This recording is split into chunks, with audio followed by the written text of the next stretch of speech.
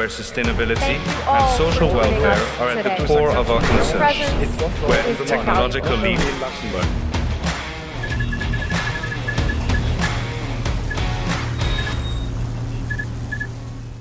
Bonjour Nicolas, Bonjour Kamel, comment ça va ? ça va bien. Ravi de t'accueillir. Ça fait des années que je te connais, que je te suis. On était même voisins certaines années. Tu connais la règle du jeu ? Je pense que oui. Donc c'est la carte joker. Je te la donne. Je ne sais pas si tu vas l'utiliser, on verra bien. J'espère pas. Mais il y a très peu de gens qui l'utilisent. Je crois que je ne suis pas assez méchant. On va commencer par la question habituelle. Donc qui est Nicolas Henkes et comment tu décrirais ton job à celui qui n'y connaît rien ? Alors, je suis un franco-luxembourgeois. Je suis né ici. Mon père est luxembourgeois, mais ma mère est pied noir d'Algérie, née à Oran. Donc, ce qui donne déjà une biculturalité détonnante à Luxembourg. J'ai aussi une double formation, à la fois école de commerce et à la fois droit des affaires, avec aussi un DESS en droit. Et j'ai une carrière principalement d'entrepreneur, soit pour moi-même, soit au service d'autres entrepreneurs. Donc c'est un peu le fil rouge de ce que j'ai fait ces dernières années.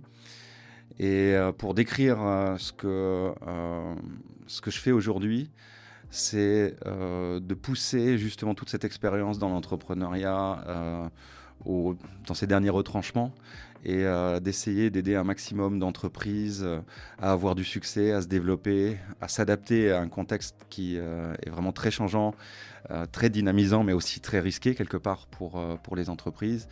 Et ça, c'est ma vision pour les 10-15 prochaines années, c'est d'essayer d'avoir encore un rôle à jouer là-dedans et d'accompagner et d'aider toute une série d'entreprises et d'entrepreneurs. On va revenir après sur ce que tu as fait, notamment les entreprises que tu as dirigées et que tu as aussi créées. Mais avant ça, quel était ton premier job ? Alors mon premier job, ça a été un stage d'été dans une banque à Luxembourg. J'avais 16 ans. C'est très cliché, hein ? C'est très cliché. Et en plus, le stage avait été trouvé par mon père parce qu'il travaillait dans cette banque-là. Donc c'est encore plus cliché, fils à papa. Et ce que je faisais à l'époque, et c'est tout aussi cliché, c'est que je classais les extraits bancaires de toutes les holdings gérées par cette banque. À l'époque, tout était encore en papier, évidemment. Et donc, c'était un stage absolument passionnant. Et tu étais payé ? Ah oui, j'ai été payé. J'ai un petit salaire. Ouais, tu te souviens de ton salaire ? C'était 20 000 francs luxembourgeois. Ça représente quoi aujourd'hui ? 500 €. C'est pas mal. Pour combien de temps ? Pour un mois. Ouais, je vais pas te donner l'année parce que sinon les gens vont connaître ton âge. Tu te souviens de ce que tu en as fait ? Oui, j'ai tout investi dans une chaîne stéréo. Ok, tu étais fan de musique ? Oui, j'ai toujours beaucoup écouté de la musique et là je voulais vraiment quelque chose qui me permette de l'écouter un peu plus fort, histoire d'embêter un peu mes parents. C'était quel genre de musique ? J'ai toujours écouté un peu de tout, donc très pop, mais aussi du classique, du jazz. J'ai toujours un peu écouté de éclectique. Tout. Oui. Et t'es fils unique ou t'as des frères et sœurs ? Alors j'ai un frère, okay. Un plus jeune frère qui est chirurgien ophtalmo. C'est le membre de la famille qui a trahi, c'est le seul qui n'a pas fait droit.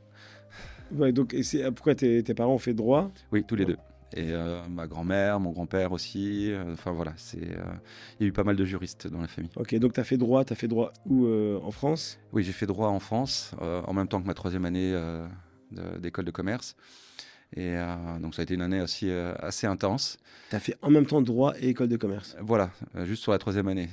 Okay. J'ai fait le 3e cycle par équivalence avec l'école de commerce. C'était ça qui était intéressant. Et donc je me suis dit, tiens, je peux le faire, donc j'y vais. Et l'école de commerce, c'était quoi ?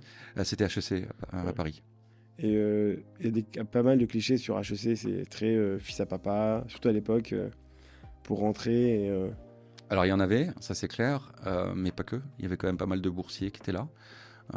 J'avais quand même pas mal de camarades qui étaient obligés de faire des emprunts.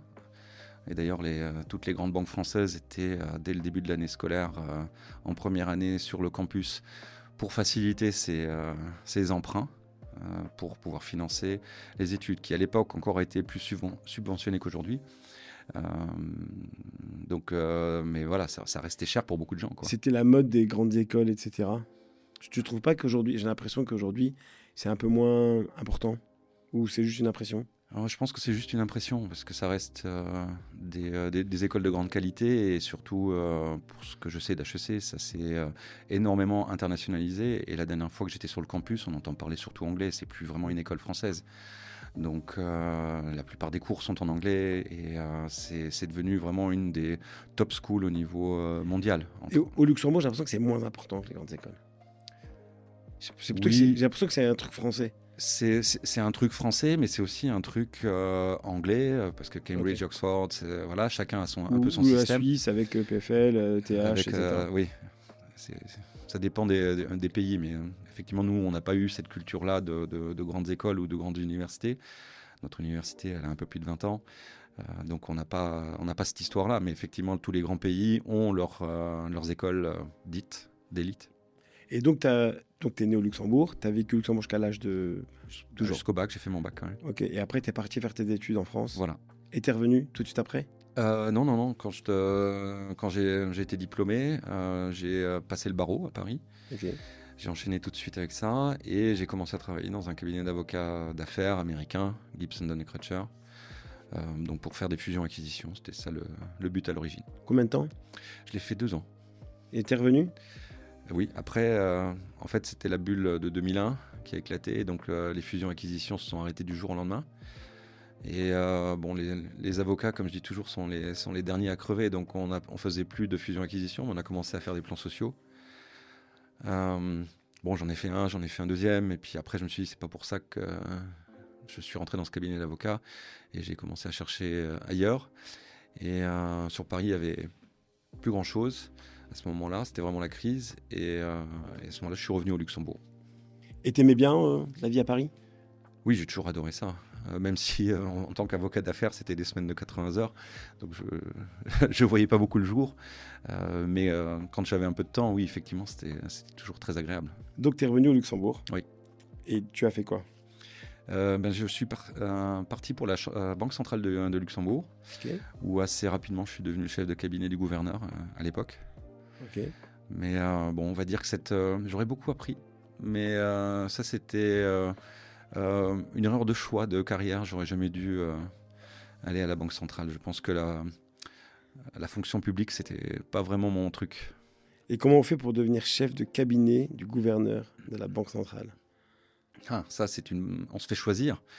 C'est Yves Mersch à l'époque qui m'avait tout de suite repéré. Et son chef de cabinet partait au FMI à Washington. Et ce dernier aussi m'avait recommandé pour prendre sa succession. Et donc ça s'est fait comme ça assez rapidement. En quelques mois, j'ai été désigné comme le successeur du chef de cabinet. C'était pas prévu parce que je ne savais pas. Hein, mais c'est quoi, je te pose cette question, mais c'est quoi les qualités pour être chef de cabinet d'un gouverneur? Alors il faut comprendre toute la documentation technique d'une banque centrale. Ça, c'est donc avoir certaines connaissances macroéconomiques quand même, que j'ai dû acquérir dans les premiers mois en arrivant à la banque centrale. Et après, il faut avoir quand même une qualité aussi, c'est de savoir écrire, parce que souvent, il s'agit de revoir les discours. Et Yves Mersch en faisait quand même un certain nombre. Et souvent des discours très techniques qui, selon les publics, fallait adapter le jargon technique au public qui était dans la salle, et puis ensuite essayer de conseiller le gouverneur sur son approche, ce qui n'était pas forcément toujours facile avec Yves Mersch, qui était connu pour avoir un caractère assez fort. J'ai toujours un lien amical avec lui aujourd'hui, mais à l'époque, c'était... Et toi, tu avais un caractère assez fort aussi, donc ça n'allait pas ou... Si, mais c'est pour ça aussi qu'il m'a choisi. À l'époque, il me l'avait dit explicitement. Il m'avait dit, toi, tu n'as pas peur de moi, tu me dis les choses comme tu les penses. Et il dit, j'ai besoin de quelqu'un qui me résiste. Et ça, c'était effectivement... moi, j'ai jamais eu de timidité à ce sujet-là. Et je me suis jamais senti inférieur à lui, même si hiérarchiquement il était largement au-dessus de moi. Ça t'a porté préjudice des fois d'être peut-être trop justement résisté. Ouais. Clairement. C'est on va dire, la culture luxembourgeoise n'est pas dans cette culture de débat non feutré. C'est très français comme façon de faire. Et donc là-dessus, ça a pu me créer quelques soucis avec des personnes qui trouvaient que j'étais un petit peu difficile à gérer. C'est difficile à gérer ou pas consensuel? Alors pas consensuel et difficile à gérer, puisque j'avais ma tête et j'ai toujours défendu mes convictions de manière assez forte, jusqu'à ce que la décision soit prise. Après, quand la décision est prise, je mets en œuvre. Oui. Mais tant que je vois une petite chance de pouvoir faire passer mes idées, j'y vais à fond. Donc tu penses que le consensus, c'est jamais la bonne solution? Alors si, clairement, ça aide. Oui. Mais il y a des fois où les sujets sont quand même assez dichotomiques, peuvent être un peu clivants. Et donc, il n'y a pas de noir ou blanc, mais bon, il faut quand même avoir une vraie discussion. Et ne pas avoir de discussion et essayer d'avoir le consensus à tout prix, parfois ça donne des solutions suboptimales quand même. Donc, tu restes combien d'années? Combien de temps? Je reste 3 ans à la Banque Centrale. Ok, quand même. Oui, pour un job que tu n'appréciais pas forcément? J'ai essayé de vraiment travailler sur moi en me disant non, ne surréagis pas, justement. J'écoute quand même quand on me dit que je suis difficile à gérer. Donc j'essaye de me gérer moi-même, mais effectivement, je pense que j'avais décidé de partir après 2 ans déjà. Je savais que ça n'allait pas le faire. Et du coup, tu as fait quoi? Il y a un chasseur de tête qui est venu me trouver et qui m'a dit il y a deux messieurs qui sont concurrents dans leur métier respectif, mais qui, sur un dossier en particulier, créent une joint venture. C'était pour le marché public du journal officiel luxembourgeois, le Mémorial. Oui. Et ils se sont dit que, quitte à se mettre ensemble dans une joint venture pour exécuter ce marché public, ce serait peut-être bien d'essayer d'en faire un peu plus que juste exécuter le marché public et de voir ce qu'il était possible de créer avec cette équipe et avec les compétences qu'on mettrait ensemble pour ce projet. Et c'est là où je leur ai proposé ce qui allait devenir Legitech. Alors, pour ceux qui ne connaissent pas Legitech, tu peux expliquer en quelques mots ce que c'est? Alors, Legitech est aujourd'hui encore l'éditeur juridique de référence au Luxembourg. Et donc, principalement des bases de données juridiques désormais, mais aussi toute une collection de livres de droit qui s'est vraiment bien étoffée depuis. Et aujourd'hui, même Legitech a racheté des éditeurs en Belgique, et donc c'est un petit peu étendu. Donc c'est très niche, et le grand public ne connaît pas forcément Legitech. C'est qui les clients? C'est les avocats? C'est principalement les avocats, mais ça peut être tous les juristes en entreprise. Ça devrait même être tous les juristes en entreprise, les fiduciaires, selon les types de elles font quoi? Elles vont dans le site web ou elles vont comment elles font? Alors elles font des recherches? Oui, voilà. Dans les bases de données sont là pour effectivement faire des recherches très poussées avec de la jurisprudence, avec les documents parlementaires, avec les circulaires administratives. Il y avait vraiment tout. Et il y a toujours tout. Et ça s'est encore largement enrichi avec ce qu'on appelle les articles de doctrine. Donc tous les commentaires de loi, de jurisprudence, de documents parlementaires faits par des juristes, avocats ou professeurs de droit. Ils vont pas chercher dans l'IA aujourd'hui, dans les plateformes comme ChatGPT, le chat ou je sais pas moi, Claude ou... Alors je suis plus vraiment dans les petits papiers de Legitech aujourd'hui, mais je suis quasiment certain que Marco Liffrange fait ça et cherche aussi à utiliser l'IA dans ses bases de données. Je pense que ce serait une erreur de ne pas le faire. Lui, il l'utilise, mais aujourd'hui, quel serait l'intérêt pour une personne d'aller payer un abonnement dans Legitech ou acheter un bouquin, alors que s'il va sur justement une de ces plateformes d'IA, il pourrait avoir la réponse? Ou est-ce que tu penses qu'elle ne l'a pas? Tu as fait des tests? Alors non, je n'utilise plus la base de données depuis un moment, mais et puis je ne suis plus vraiment un commercial de Legitech. Mais ce qui faisait déjà la différence à l'époque, c'était la qualité des données. Et c'est la même chose pour l'IA. Quand on maîtrise les données, c'est des données ultra structurées, parce qu'on les avait déjà structurées informatiquement de manière très granulaire à l'époque. Ça permet des résultats d'une très grande qualité, et c'est une base de données qualifiée. Donc qui a été vérifié par des juristes au fil des années. Là, cette année, Legitech fête ses 20 ans. Et donc, c'est vraiment, d'un point de vue qualitatif, ça n'a rien à voir avec les données qu'utilise l'IA actuellement.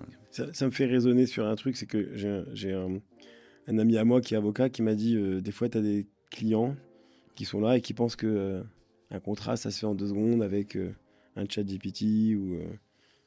qu'est-ce que tu en penses de ça? Alors, oui, ça peut se faire comme ça, pour moi, en tant qu'ancien avocat. Parce qu'effectivement, je vais poser les questions à l'IA, je vais prompter de manière juridique, et que je vais avoir aussi un petit feeling pour les sujets un peu sensibles. Et s'il y a un point qui me semble quand même un petit peu douteux, je vais avoir le réflexe assez naturel de demander à un avocat de me vérifier juste ce point. Mais pas forcément de me rédiger tout le contrat, puisque ça, effectivement, j'arriverai très bien à le faire tout seul, grâce à l'IA. Parce que tu serais vraiment le prompt idéal. Oui, ou les différents prompts, étapes, de manière itérative, de demander de vérifier différentes on va pas passer des heures sur Legitech, même si c'était très intéressant. Première aventure entrepreneuriale, donc tu crées la société, c'est ça? Oui, c'est ça. From scratch, quasiment. En fait, il y avait la joint venture entre les deux. Donc, ce que j'avais, c'est j'avais 3 ingénieurs informatiques, et toute une équipe de dactylo et de correcteurs. Et avec ça, effectivement, je leur ai proposé de créer un éditeur juridique qui soit principalement digital à l'époque.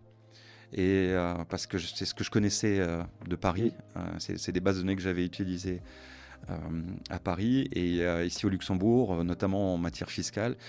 Il existait toute une collection, je crois, d'une 20aine de classeurs à feuillet mobile où tous les ans on recevait tout un paquet de feuilles pour les mises à jour. Et en général, on utilisait un stagiaire à qui on demandait de faire les mises à jour feuille par feuille dans ces classeurs tous les ans.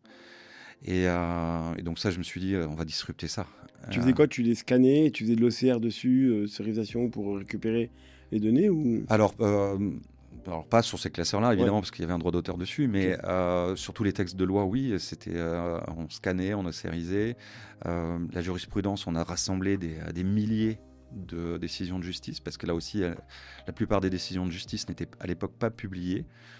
Et donc, on a bien structuré ça en XML avec une belle granularité, ce qui permettait de vraiment avoir les informations à l'article, même au paragraphe dans l'article près, d'avoir des liens entre tous ces documents et d'avoir une navigation très intuitive à travers le site avec un moteur de recherche qui au début n'était pas très très performant, il faut le dire, mais qu'on a assez vite amélioré en mettant aussi, juste avant que je parte, un moteur de recherche sémantique qui était déjà un précurseur de l'IA quelque part. Dans cette base de données. Et j'ai eu quand même toute une série d'avocats qui, à l'époque, quand j'ai quitté Legitech, m'ont dit t'as quand même changé nos vies avec ça, parce qu'effectivement, maintenant, on travaille plus avec cette base de données qu'avec nos anciens codes. Donc, c'était ta première expérience où tu dirigeais des gens où Oui, oui, c'est vraiment ma première expérience de management. J'avais 30 ans quand j'ai commencé ça. Et donc, oui, il a fallu aussi apprendre... sur le tas ça. Oui. Après, ça a été apprendre en faisant, et donc de faire quelques erreurs aussi, de réaliser que tout le monde ne pouvait pas travailler autant que moi, parce qu'à l'époque, je travaillais plus de 80 heures par semaine, ça c'était quelque chose, et donc je ne pouvais pas exiger ça de mes collaborateurs. Je l'ai assez vite compris. Et vous êtes monté à combien de personnes?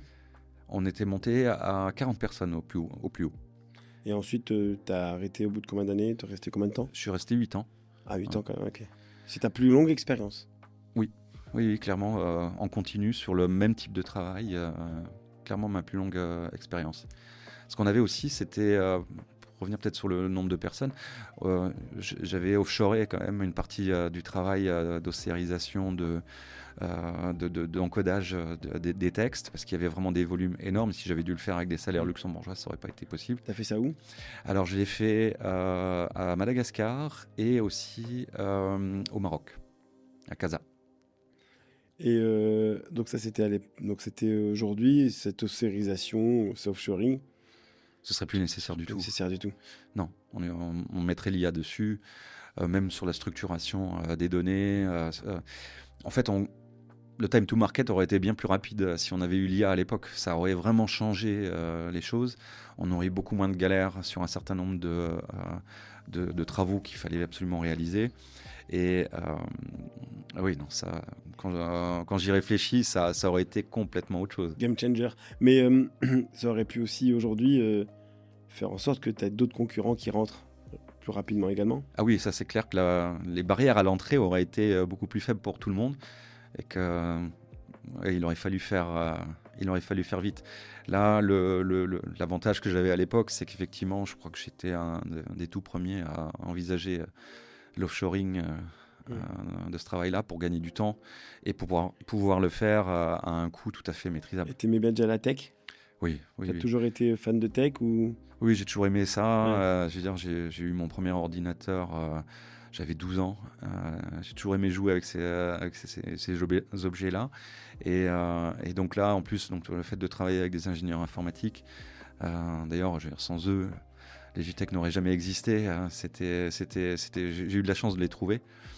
Et avoir un ordinateur à 12 ans aussi, t'as de la chance. Oui, franchement, j'ai eu de la chance. J'étais assez privilégié de ce point de vue-là.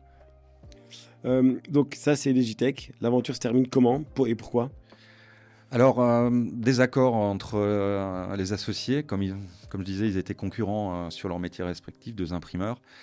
Et à un moment, la situation de gouvernance était complètement bloquée.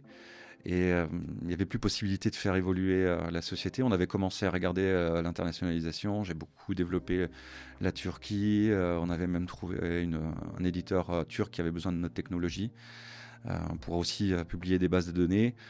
Et à un moment, ça a explosé parce qu'il y avait vraiment trop de désaccords entre les associés. Et là, j'ai dit, bon, écoutez, là, moi, je pars. C'est là où je me suis retrouvé à l'UEL. Donc, tu es devenu secrétaire général de l'UEL. Voilà, c'est ça. Qui est l'Union des entreprises luxembourgeoises et qui représente toutes les entreprises du secteur privé à Luxembourg. Donc, The Dots également.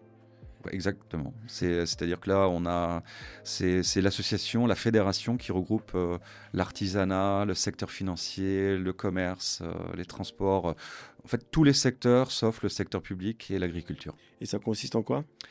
Alors c'est une représentation nationale des intérêts des employeurs à Luxembourg et donc principalement sur des piliers comme le droit du travail et la sécurité sociale à l'époque. Entre-temps, ils ont rajouté la fiscalité aussi dans leur mission. Et donc dans ces fonctions-là, j'ai pu aussi siéger dans une série d'institutions nationales qui sont gérées de manière tripartite avec les syndicats et le gouvernement. Donc j'ai été vice-président de la Caisse nationale de santé, président de la mutualité des employeurs, membre du Conseil économique et social. Enfin, voilà, toutes ces institutions nationales où le patronat est représenté pour essayer de défendre la vision et les intérêts de ces entreprises. C'est très politique tout ça. Extrêmement politique. Oui. Ça c'est clair puisque constamment on discute avec des ministres, mais aussi avec les députés, également de l'opposition. Et puis évidemment toutes les discussions avec les syndicats qui sont aussi un élément très important de ce travail. Pour quelqu'un qui n'est pas consensuel, ça devait être compliqué tous les jours. Oui, alors pas consensuel, mais constructif. Constructif quand même. Et bizarrement, j'avais d'excellentes relations avec les syndicats. Et encore aujourd'hui, j'ai quelques amitiés auprès des syndicats. Je me souviens, tu avais quand même une bonne réputation. Hein. Oui, avec eux, ça s'est toujours bien passé parce que j'ai essayé déjà, premièrement, de jamais laisser le moindre doute sur le fait que je respectais ce qu'ils faisaient et que j'étais convaincu de l'importance de leur rôle dans la société luxembourgeoise et dans les sociétés de manière générale. Après, on n'était pas d'accord sur tout, ça c'est clair. Mais ce que j'ai réussi à faire beaucoup au niveau de la CNS, c'est d'avoir des accords avec eux et de dire, voilà, je m'engage à faire ça et de tenir parole. Et donc de temps en temps aussi, ils disaient, bon, là-dessus on n'est pas d'accord, mais on va te donner gain de cause. Et de temps en temps, voilà, c'était un échange gagnant-gagnant.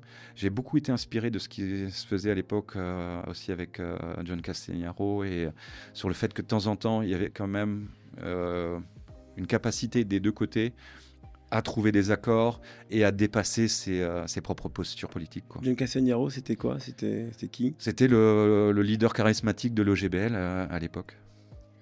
Il y a un Cassianiaro qui est avocat, C'est son fils. Ok. Qui est très bon d'ailleurs, très bon Oui, avocat. Et qui était un partenaire dès le début de Legitech. Ok. Donc Legitech, UEL Oui. directement. Et ensuite, Et en ensuite, parallèle, tu étais à l'INDR également ou c'était à l'UL, c'était en parallèle. J'avais en parallèle aussi la direction de l'INDR, donc l'Institut national du développement durable et de la responsabilité sociale des entreprises. C'est assez long. Ok. Et, Ça, c'est intéressant l'INDR ce qu'elle fait, parce que tu peux expliquer.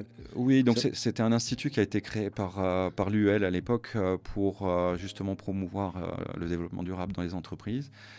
Parce que de différents présidents de fédération estimaient quand même que c'était quelque chose d'important et de stratégique pour les entreprises de se développer là-dessus et de prendre ces concepts-là en compte dans leur développement d'entreprise. Et ils ont donc voulu mettre en place cet institut qui lui-même a créé un label national, qui est le label ESR, Entreprise socialement responsable, pour justement valoriser les entreprises qui s'engageaient sur des politiques de développement durable. Ça concerne quoi? Ça concerne tout ce qui est green, enfin tout ce qui est écologique ou plus globalement? Tous les piliers Tous les piliers. de la RSE, donc évidemment l'environnemental, mais le social, la gouvernance, tous les aspects de la RSE en fait. D'ailleurs, tu portes un badge c'est un rapport ou pas du tout? Ça a un rapport à mes engagements parce Ouais. que oui, ce sont les objectifs du développement durable des Nations Unies, ce sont les couleurs qui les représentent. Et c'est un engagement, on va dire, RSE que j'ai toujours eu dès avant que je commence. Quand tu étais jeune? Non. C'est dès 2007, quand j'étais encore chez Legitech, au moment où IMS s'est lancé. J'étais parmi les premières entreprises qui ont rejoint les fondateurs. Et j'ai même été président de leur groupe de travail PME pour essayer aussi, dès l'époque, d'encourager les PME à s'engager sur ce chemin-là et de créer une boîte à outils de petites choses faciles à mettre en œuvre pour des PME. Et donc ça a toujours été un engagement fort de ma part. C'est une impression que j'ai où on dirait que ces derniers temps, toute la partie ESG, etc., les gens commencent un peu à ne plus s'en soucier. Alors ne pas s'en soucier, non, je ne crois pas du tout. En revanche, ce qu'il y a vraiment eu, c'était des excès réglementaires qui ont commencé à rendre la chose quand même très désagréable à mettre en œuvre. Donc là, c'est en cours de réforme et d'allègement pour rendre ça un petit peu moins bureaucratique. Mais mon expérience aux côtés des entrepreneurs, encore aujourd'hui, c'est que les engagements en termes de responsabilité des entreprises sont toujours là, humainement, chez les chefs d'entreprise. Personne n'a envie de polluer la planète ou d'exploiter ses collaborateurs de manière illicite, quoi. Et du coup, tu crois plus à l'éducation ou à la sanction? Ou les deux? Ou comment tu vois ça? Parce que est-ce qu'il faut expliquer à ces entreprises-là quel est l'intérêt d'aller vers cette voie un peu plus durable, etc. Ou est-ce qu'au contraire, il faut réglementer, etc. Ou il faut sanctionner quand les choses ne vont pas? Alors, je crois plutôt dans la pédagogie et dans le fait de montrer et d'ouvrir les yeux aux chefs d'entreprise sur le fait que dans la mise en place de beaucoup de politiques de RSE, il y a vraiment de la création de valeur. Et c'est cette création de valeur partagée entre toutes les parties prenantes qui apporte de la valeur à long terme pour l'entreprise. Et ça, c'est quelque chose qu'on arrive à montrer. Quand je labellisais les entreprises à l'INDR, je me rappelle d'un dirigeant d'organisation qui était venu me voir en me disant, quand on a été dans le cours de la labellisation, on s'est dit, mais c'est pénible, il y a quand même beaucoup de justificatifs à produire, etc. Mais que très rapidement, il s'était rendu compte qu'en faisant ce travail-là, il avait découvert des inefficiences dans son organisation et que le fait de faire ce travail avait permis d'optimiser un certain nombre de processus et donc de rendre son organisation beaucoup plus efficace et donc d'avoir des gains. Et de structurer. Et de structurer et d'être plus performant. Donc c'est quelque chose, ce qu'on utilisait souvent comme expression, c'est de dire que la RSE, c'est une forme de gestion de la qualité. Et ça, forcément, ça apporte toujours des bénéfices à l'entreprise. Tu as un exemple de société qui a fait un super truc, un super boulot, un truc que tu aimerais mettre en avant, tu vois, cette société-là? Il y en a plein. Ça dépend après sur quel pilier, mais pour en citer une grande où j'ai toujours trouvé que c'était très intéressant ce qu'ils faisaient au niveau social. Il y a Sodexo qui prend des gens Tu sais que from scratch. je suis étonné. Hein. Je suis étonné que tu dises ça. Parce que j'ai l'image Sodexo, tu sais, traiteur, etc. Un peu, tu sais, avec des serveurs partout, les pauvres, ils bossent comme des malades. Dans mon esprit, tu me dis Sodexo, là, je suis curieux que tu me dises... Attention, j'ai rien contre Sodexo, je me dis juste que c'est pas du tout le type de secteur où je me dis qu'ils vont... Voilà, mais c'est eux qui prennent beaucoup de chômeurs, qui les forment, voilà. Alors, je dis c'est sur un pilier, il y a peut-être d'autres aspects où ils le sont moins. Mais il y a des bonnes pratiques un petit peu partout. Même type que Sodexo, j'aurais pu citer de manière tout aussi provocative le McDonald's qui prend des gens qui sont formés à rien, mais qui peuvent devenir managers de restaurants et éventuellement avoir plusieurs restaurants à la fin. Donc c'est sur la partie employabilité. Voilà. Et sur le fait d'intégration dans la société de personnes qui ont peut-être quitté l'école à 15 ans et qui se cherchent une vocation. Donc après, il y a plein d'entreprises qui ont été aussi exemplaires sur l'écologie, sur différents projets. J'ai vu des projets, même d'ArcelorMittal, sur une usine qu'ils avaient dans le Nord qui consommait beaucoup d'eau et où ils ont vraiment réussi à drastiquement réduire la consommation d'eau. Alors voilà, j'essaie de mettre le focus, j'ai toujours essayé de mettre le focus sur les trucs positifs. Alors peut-être, et certainement qu'ArcelorMittal a d'autres industries où ça consomme toujours autant d'eau et ils n'ont pas réussi à faire le projet. Mais c'est de faire un projet après l'autre. C'est l'image du colibri, chacun doit faire sa part et avancer, constamment avancer. Ce que l'Union européenne a voulu faire, c'était un peu forcer la marche. Et c'était peut-être aller un petit peu trop fort. Quand on force les gens, c'est la contrainte, c'est pas un moteur très puissant de la motivation. Donc il faut essayer de trouver un juste équilibre, compter sur le bon vouloir de tout le monde, c'est peut-être aussi un peu léger et c'est pour ça que les lois se sont quand même renforcées sur la protection de l'environnement, sur la protection sociale et qu'on a un cadre législatif qui fait déjà que c'est pas mal encadré. Maintenant, il faut que les entreprises continuent à investir là-dedans parce que c'est pour moi un investissement à long terme et une gestion des risques à long terme qui va pérenniser leur activité. Un exemple très concret qu'on a vu avec le déclenchement de la guerre en Ukraine, c'est les coûts des énergies. Toutes les entreprises qui avaient déjà investi dans la réduction de leur consommation énergétique ont été moins impactées que celles qui n'avaient rien fait. Voilà, gestion des risques aussi. Et c'est là où je dis, la RSE, ça apporte de la valeur à l'entreprise. Et c'est pas seulement une contrainte, c'est aussi une opportunité. J'ai l'impression que ça te manque, ce boulot, quand tu m'expliques ce que c'était. Non, ça me manque pas. C'était vraiment chouette de travailler pendant 8 ans en tout pour le patronat, d'abord à l'UL et ensuite à la CLC. Mais c'est un travail que j'ai bien aimé faire. C'est des CDI ou c'est des mandats? C'est des CDI. J'avais pas de mandat. J'ai eu des mandats après dans des fédérations par la suite, mais là, c'était vraiment... Et qui c'est qui te nomme? Alors là, c'était le conseil d'administration des différentes organisations qui me recrutaient. Oui. Donc tu fais ce passage à l'UEL, INDR et tous ces conseils à côté. Après, tu reviens dans le secteur privé? Alors pas tout de suite parce que j'ai l'étape à la Confédération luxembourgeoise du commerce, la CLC, qui aujourd'hui s'appelle Luxembourg Confederation.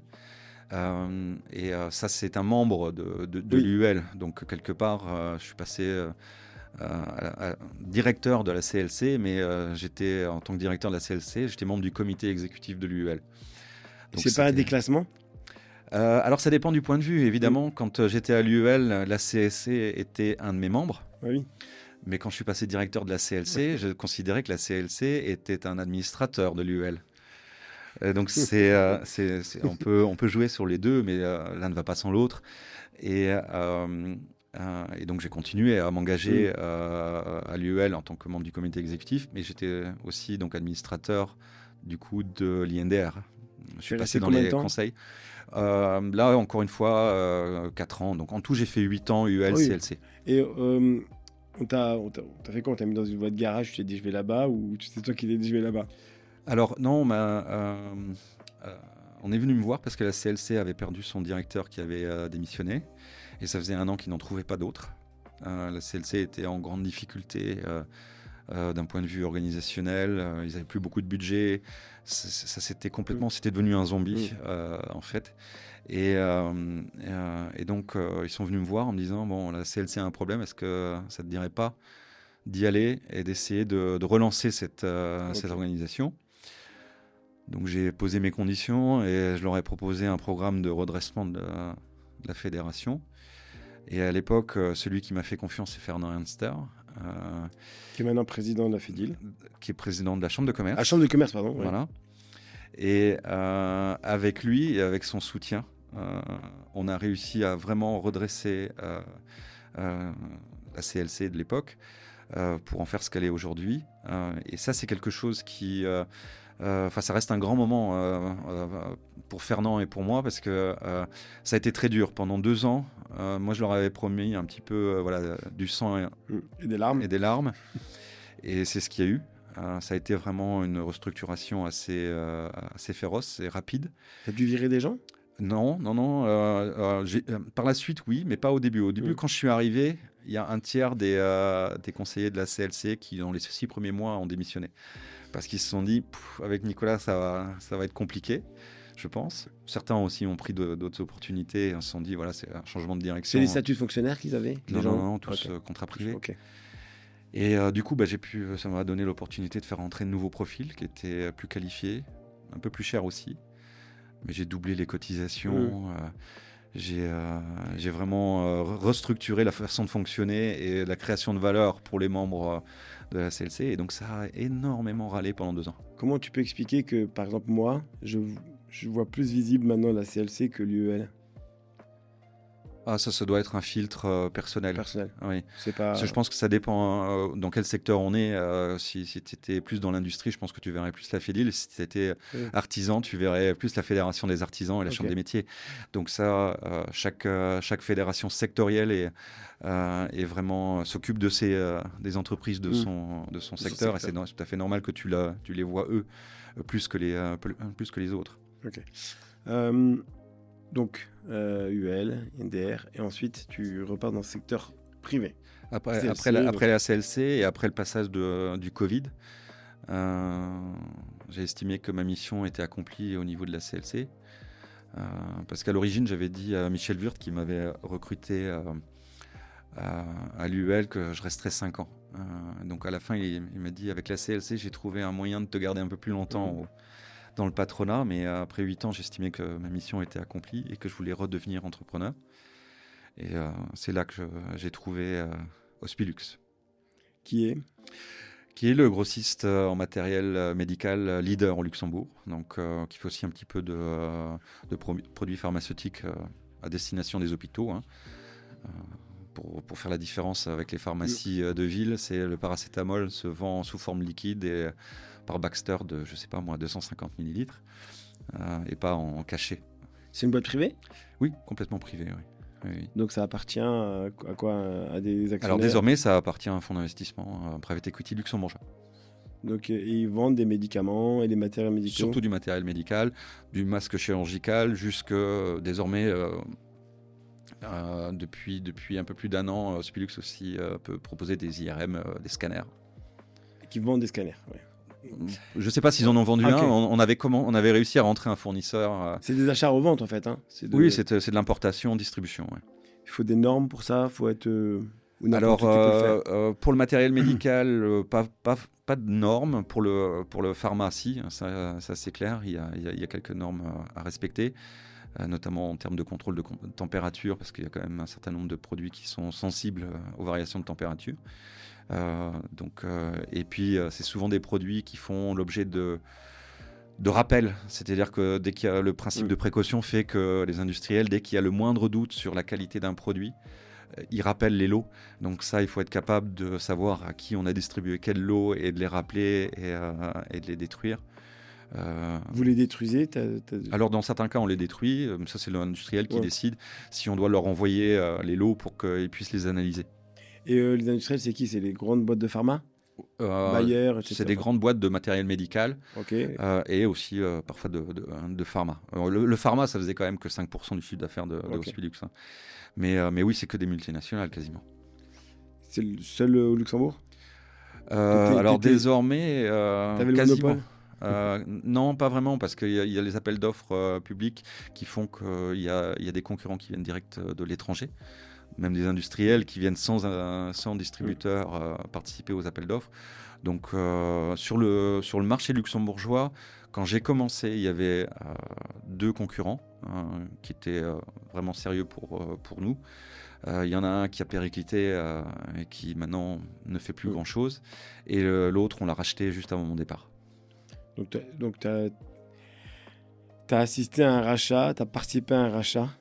Voilà, Hospilux, ça a été vraiment en 4 ans, ça a été la totale. J'ai été recruté par un actionnaire qui était privé. Chasseur de tête qui est passé Non, ça c'était par connaissance personnelle, je le connaissais, et puis il avait un besoin, et puis donc je lui ai proposé mes services, et ça s'est fait comme ça. Mais il a décidé très rapidement finalement de vendre. Et donc j'ai accompagné cet actionnaire-là dans la vente de l'entreprise à ce fonds de private equity. Et donc là aussi j'ai accompagné le changement d'actionnaire avec le... C'était très financier. Non, pas... alors évidemment un fonds de private equity... non mais ce que je veux dire c'est que ton travail au quotidien, si tu étais là et qu'ensuite c'est revendu, que tu avais envie d'être... que le propriétaire voulait revendre, donc tu t'es mis en mode phase, je dois faire en sorte que la société soit revendue, trouver le fonds d'investissement, c'est peut-être pas toi qui l'as trouvé, mais et après derrière tu as quand même eu... Alors oui, parce que quand l'actionnaire originel m'a recruté, je lui ai posé quand même une question avant de commencer en lui disant « Tu veux faire quoi? Tu veux vendre l'entreprise ou tu veux qu'on construise quelque chose ensemble sur les prochaines années ?» Et il m'a dit « Je veux qu'on construise quelque chose ensemble. » Je lui ai dit « C'est important parce que je ne vais pas mettre en œuvre les mêmes choses si tu veux vendre ou si tu veux qu'on fasse quelque chose ensemble. » Donc du coup, je commence à mettre en œuvre des politiques pour rester ensemble et construire quelque chose ensemble. L'investissement. Et puis d'investissement, donc qui impacte un petit peu les bidas et des choses comme ça. Et 8 mois plus tard, il me dit qu'il a changé d'avis. Et donc je lui ai dit, écoute, là c'est bon, je comprends, mais c'est pas dans ton intérêt de le faire maintenant. Mais il voulait vraiment vendre tout de suite. Donc on a fait ça. J'ai essayé de gérer la chose. Et effectivement, le fonds de private equity qui a gagné finalement l'achat, c'est un fonds que j'avais amené, que je connaissais, mais on a fait un beauty contest, on a vu 7 ou 8 acheteurs différents, et à la fin il y avait ce fonds luxembourgeois et encore un autre fonds de private equity suédois qui était en jeu, et le vendeur s'est finalement décidé pour l'option luxembourgeoise pour que l'entreprise reste luxembourgeoise. Uniquement pour ça, il y avait d'autres raisons a priori, les offres étaient quasiment les mêmes, et donc c'était ça le... Justement, tu es luxembourgeois. Tu penses que ça t'aide beaucoup au quotidien, au niveau job? Je pense que pour être patron de l'UL, faut parler couramment luxembourgeois. Oui, ça de toute façon. Et c'est clair que le fait de parler luxembourgeois aide. Ça crée d'autres liens. Ça permet aussi de comprendre ce qui se passe d'un point de vue politique à Luxembourg. Parce que sans comprendre la langue, on n'a pas toutes les nuances, on n'a que les traductions dans la presse. Et la plupart des politiques luxembourgeois parlent rarement en français.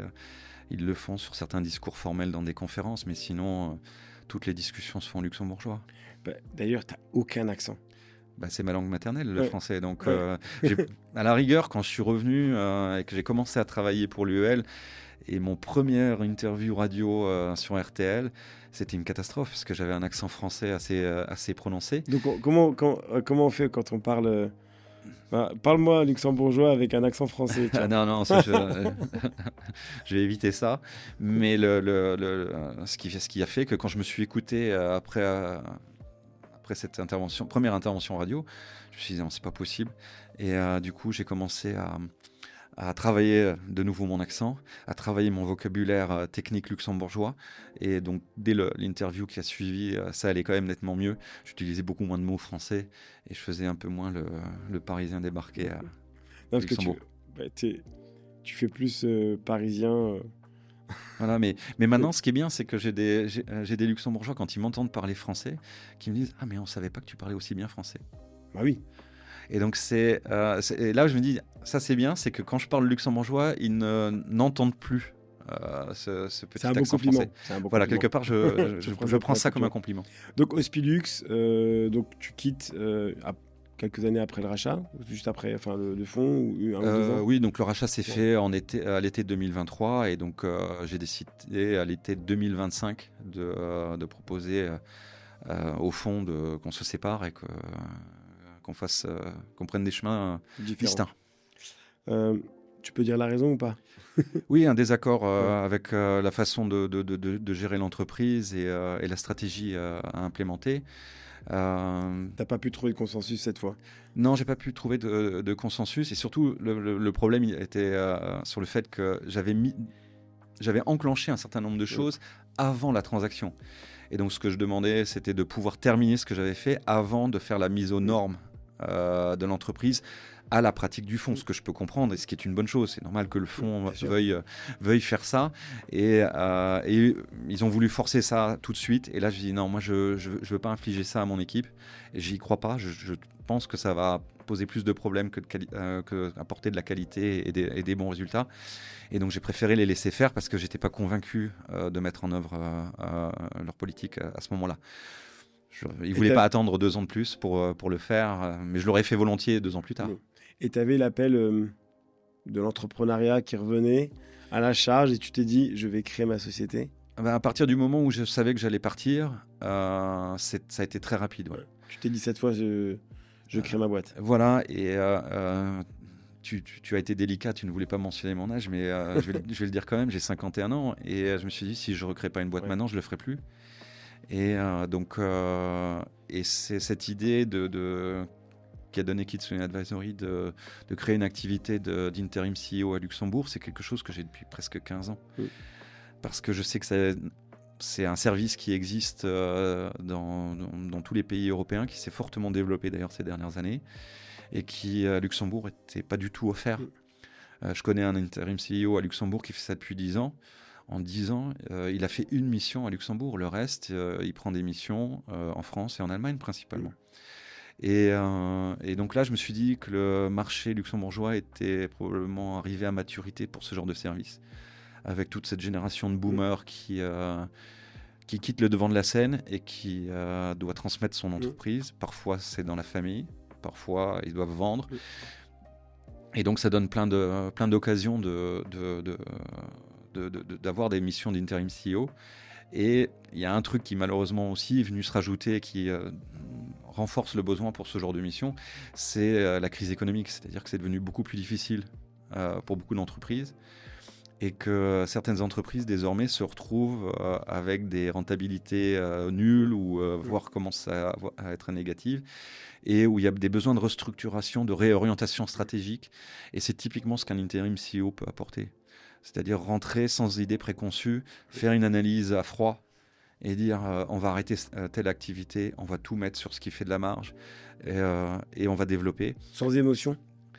Sans émotion, vraiment factuel, et dans l'intérêt à la fois de l'entreprise et de ses collaborateurs.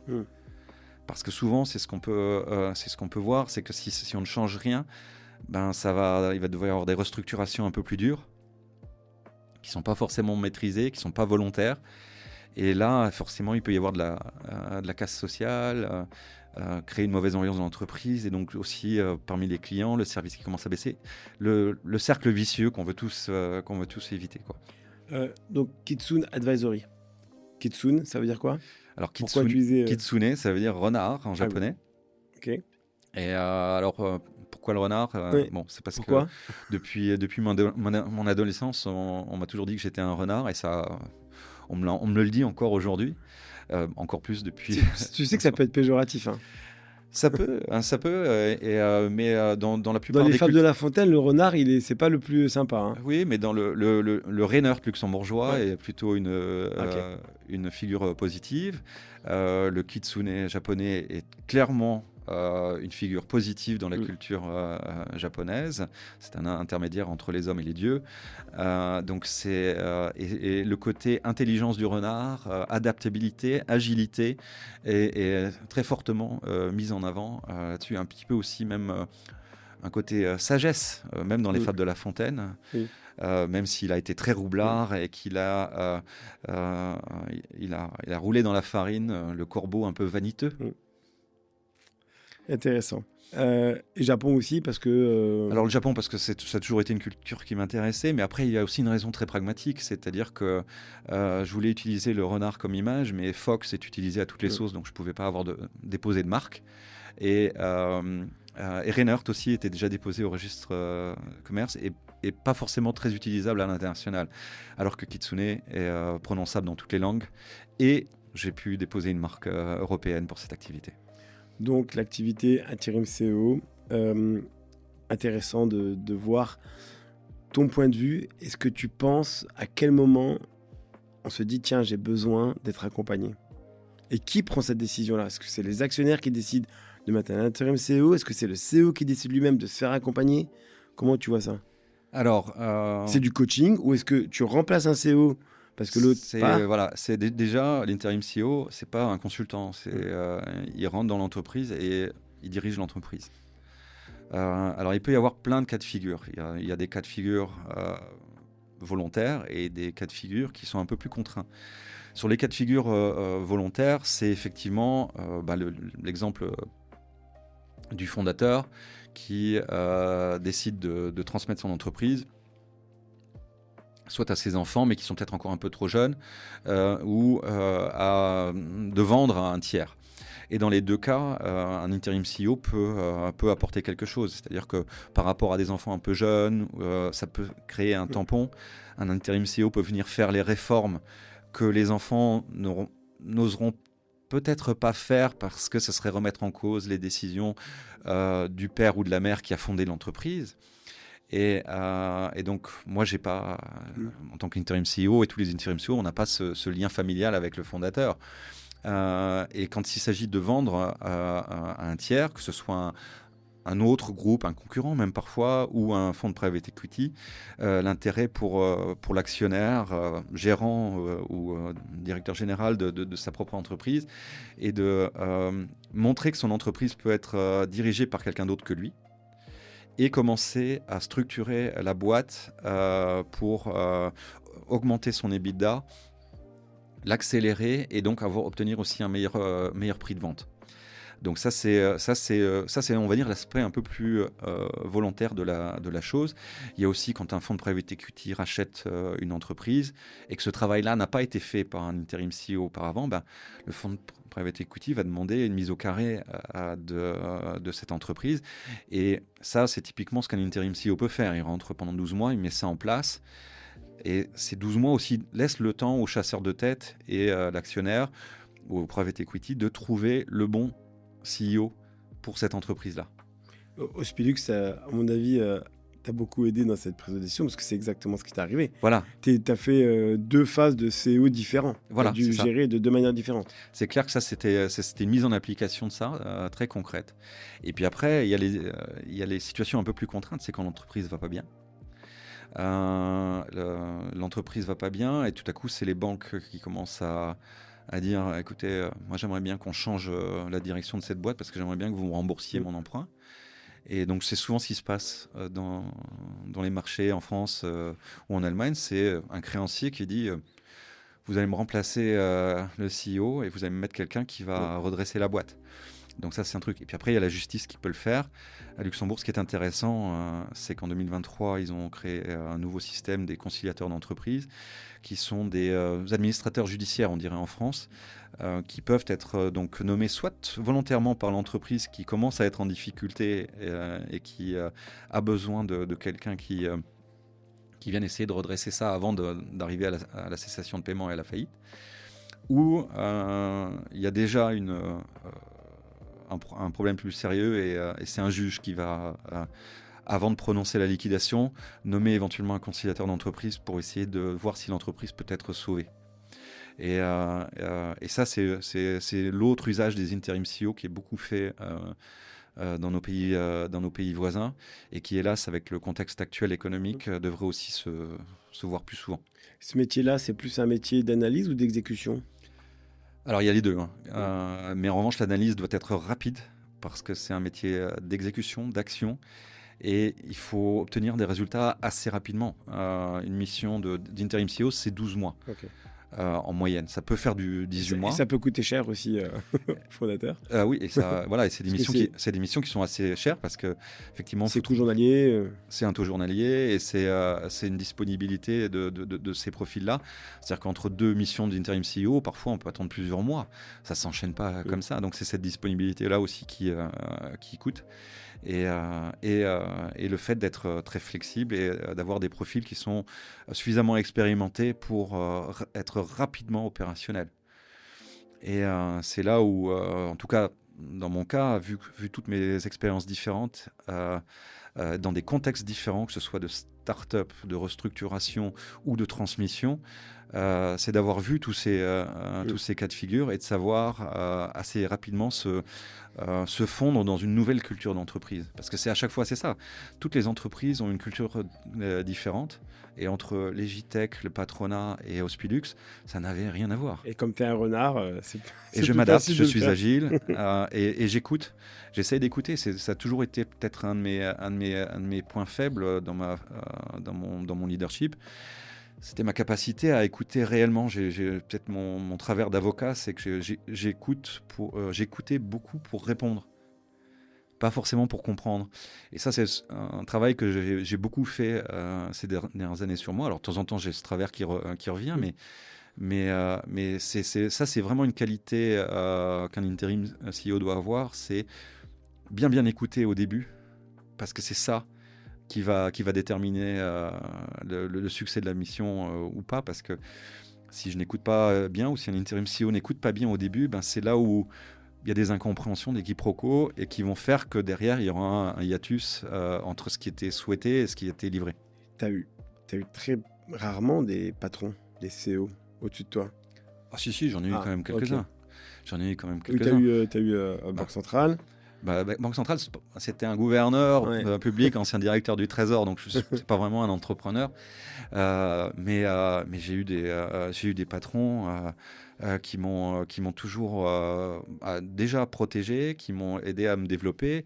J'ai nommé Fernand Ernster, et j'ai nommé aussi Michel Wurth, mais il y avait aussi Nicolas Buc chez Legitech, c'était un des deux actionnaires.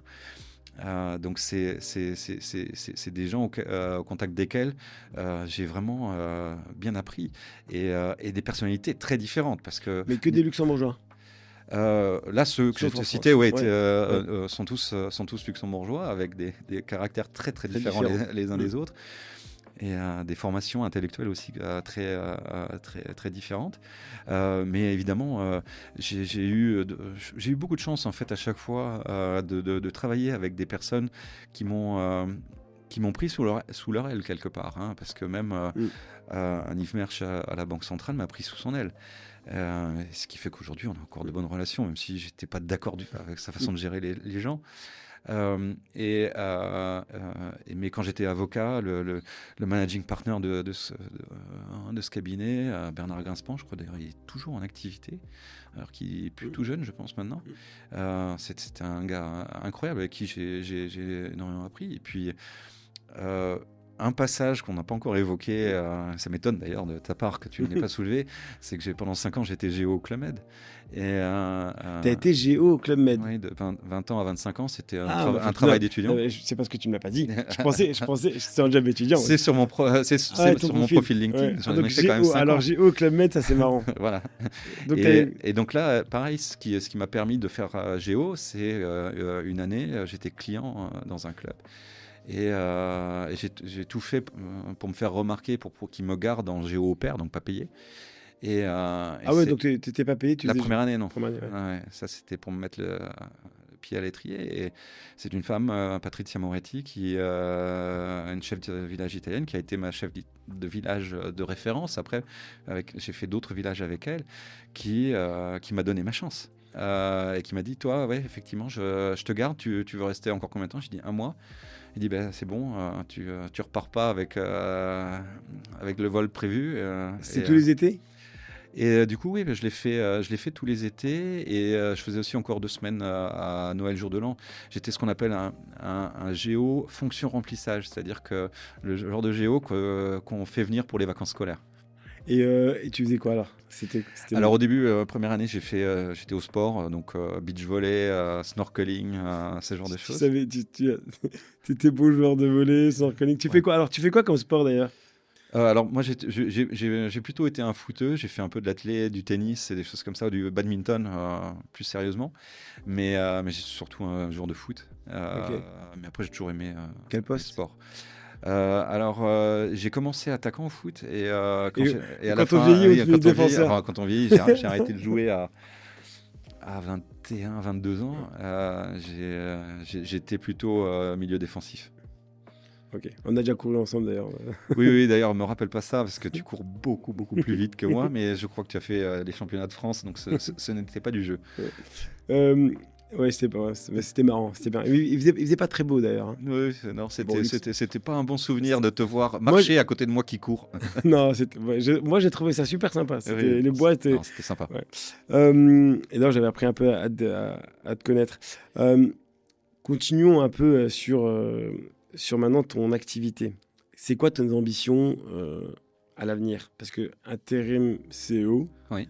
Si tu veux recruter d'autres qui deviennent intérim CEO, est-ce que tu veux descendre après dans les échelles ou est-ce que tu te dis non, je suis un solo entrepreneur? Alors, non, clairement, la raison pour laquelle j'ai choisi une marque forte, que j'ai essayé de soigner aussi le logo et l'histoire autour de la marque. Nicolas Henkes. Voilà, j'aurais pu faire Nicolas Henkes Consulting. Non, c'est clairement pas l'objectif de rester seul. Et donc là, début mars, donc d'ici 10 jours, date de cet entretien, on va annoncer l'arrivée d'un premier associé. J'espère aussi d'ici... Déjà ? Oui, d'ici 1 ou 2 mois, en annoncer un autre. Et donc ça, c'est des discussions en cours. Et c'est clair que je souhaite créer un cabinet qui regroupe plusieurs intérim CEO avec des profils différents, même des profils peut-être qui se recoupent un petit peu, parce que le problème de ce métier-là, c'est qu'à partir du moment où j'ai une mission, je ne peux plus rien prendre d'autre. Alors effectivement, il y a la possibilité de faire du CEO fractionnel, donc du CEO part-time, mais ça c'est pour des petites structures, et c'est pas le cas général. C'était ma prochaine question, je voulais savoir si on pouvait être CEO de plusieurs boîtes en même temps. Oui, on pourrait en faire 2, avec une 2 jours par semaine et l'autre 3 jours par semaine, mais plus que ça, ce serait pas raisonnable. Et ça ne fonctionnerait que sur des entreprises un peu plus petites, et probablement aussi sur des entreprises qui sont dans un contexte plus positif, donc de transmission maîtrisée. Oui. Une entreprise en crise, on ne fait pas du 2 jours par semaine. Il faut être impact maximum sur courte durée, quoi. Et aujourd'hui, ton mission ? Non, pour l'instant, j'ai lancé il y a 6 semaines, même pas. Donc là, je suis encore en train de structurer l'entreprise. Et justement, tu m'as dit, ta réaction, c'était déjà le premier associé. Pour moi aussi, ça a été déjà. Et surtout, la qualité du profil qui s'est proposé à moi. Te voir. Dès qu'il a vu que je lançais, il m'a dit, mais j'allais lancer ma propre activité. Est-ce que ça te dirait qu'on s'associe? Je dis, mais bien sûr, c'est pour ça que je l'ai fait comme je l'ai fait. Et voilà, tout le monde verra aussi le très beau profil qui s'associe à moi. J'en suis vraiment très fier. Je le connais Je ne pense pas, non. Ça va déjà aussi internationaliser un petit peu Kitsune. Justement, là, tu parles de collaborateurs. Est-ce qu'il y a un type de collaborateur avec qui tu n'aimerais jamais travailler ? Ou plus jamais travailler. Un type de partenaire.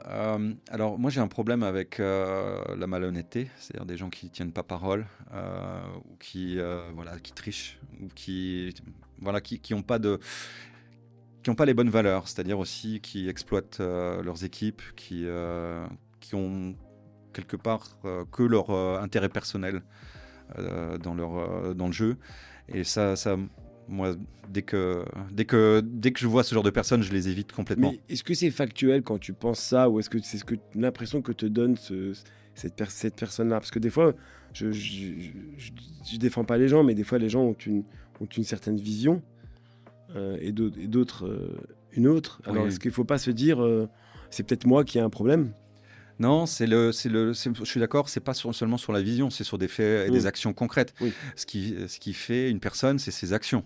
Elle peut avoir de très belles paroles et derrière se comporter vraiment très très mal. Et ça, je juge les gens sur leurs actions, sur ce qu'ils font. Et après, effectivement, c'est mes choix personnels. Mais là-dessus, il y a des choses qui sont inacceptables. Et je cite souvent Clémenceau qui disait que l'honneur est un fusil à un coup. Donc tout le monde, et en tant que juriste, il y a la présomption d'innocence. Tout le monde, pour moi, a 100% de capital sympathie et voilà, de légitimité sur ce qu'ils font. Mais après... Qu'une seule fois.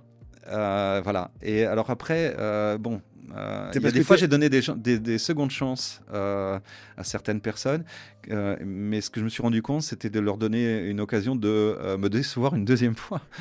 Et donc, tu te considères comme rancunier? Il y avait un entraîneur allemand qui disait « Je ne suis pas rancunier, mais j'ai bonne mémoire ». Ouais. Et donc, le truc, c'est que je ne vais pas chercher quelqu'un je vais juste l'éviter ou ne plus rien faire. Je ne vais pas être constamment derrière à essayer de le détruire ou de la détruire. Oui. Ça n'a aucun sens. Tu vas simplement ignorer. La colère, ça me fait plus de mal à moi qu'à l'autre personne. Donc ça, c'est juste, voilà, je l'ignore et je travaille avec les gens avec qui j'ai envie de travailler, qui m'apportent quelque chose, à qui je peux apporter quelque chose. C'est ça, c'est cet échange et d'avancer de manière positive ensemble. Et justement... avec qui ou quel genre de personne tu aimerais travailler ou retravailler?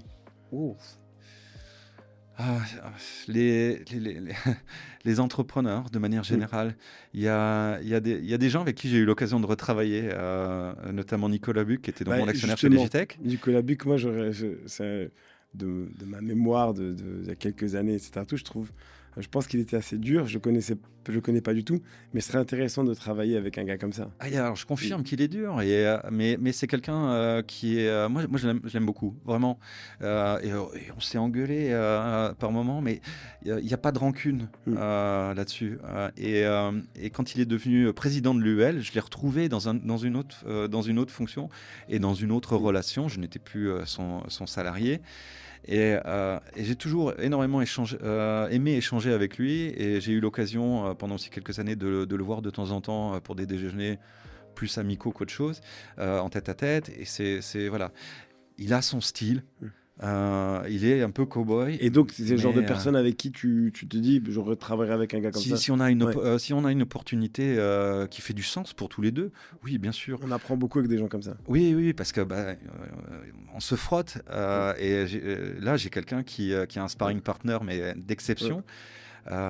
C'était le cas aussi d'un Michel Wurth, où voilà, c'est des gens qui t'aident à te construire quelque part et à trouver ton propre chemin. Et hors écosystème, quelqu'un dans le monde, tu t'es dit waouh, bosser pour un gars comme ça, ou bosser pour une boîte comme ça, ou être CEO ad interim d'une boîte, ça serait laquelle? Non, là pour le coup, j'ai pas vraiment de boîte de rêve. Ça va être plus le contexte qui va être déterminant, et le projet. Qu'est-ce qu'on arrive à faire? Est-ce qu'on arrive à accélérer une boîte et à en faire quelque chose de vraiment demain, on bien. te dit, tu prends la place d'Elon Musk chez Tesla. Bon, alors, premièrement, ça n'arrivera pas. Pendant quelques mois. On peut rêver. Et deuxièmement, voilà, on peut penser ce qu'on pense de cet homme-là. Moi, quand je regarde ce que fait SpaceX, j'ai quand même des yeux de gamin dessus. Quand je regarde ce que fait X, là, en revanche, je fais que secouer la tête et me dire, c'est quoi ce truc? Donc, voilà, mais SpaceX, ça doit être absolument incroyable de travailler à ces nouvelles technologies. Et même pour les robots taxis, je pense que c'est quelque chose qui va changer la société. Alors, il n'est pas le seul à travailler dessus, hein, mais... Justement, On va parler maintenant de nouvelles technologies et notamment d'IA. Est-ce que tu penses que ça va remplacer les humains? Alors, pas à brève échéance, ni même à moyen terme. Peut-être à long terme, ça. Surtout quand on va avoir l'IA physique avec des robots qui peuvent effectivement faire un certain nombre de choses. Et peut-être qu'on arrivera à des Blade Runner, enfin des androïdes de type Blade Runner. Pour l'instant, non. Ce qui va en faire, c'est que ça va bouleverser la façon de travailler. Hein. Je lisais encore récemment des articles sur les développeurs juniors qui connaissent une vraie crise. Mais du coup, les boîtes de développement informatique se demandent mais comment on va former nos développeurs seniors si on n'a plus de développeurs juniors. Et c'est la même chose pour les avocats. Moi, quand j'ai été formé en tant qu'avocat, tout ce que je faisais pour me former en tant qu'avocat est fait maintenant par une IA. Donc, chaque fois que je croise des associés de cabinet d'avocats, je dis mais vous en êtes où? Comment vous faites pour onboarder les jeunes avocats et pour les former?